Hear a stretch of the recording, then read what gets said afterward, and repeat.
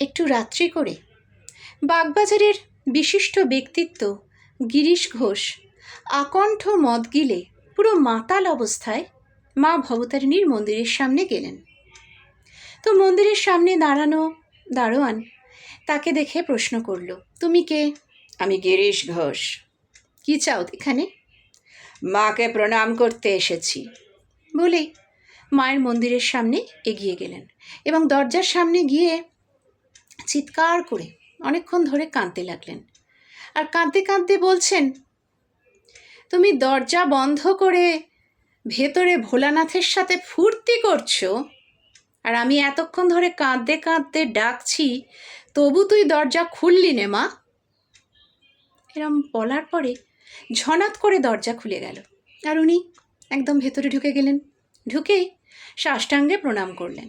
প্রণাম করতে করতে বললেন, কতক্ষণ ধরে কাঁদতে কাঁদতে ডাকছি, তোর এতক্ষণে দয়া হলো আমার ওপর?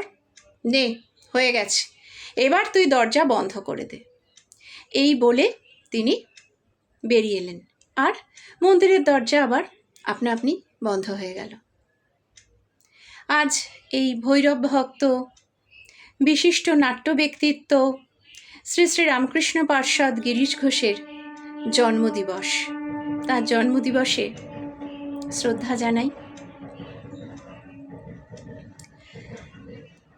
জয় মা ভবতারিণী, জয় ঠাকুর, জয় মা, জয় স্বামীজি, প্রণাম গুরুদেব।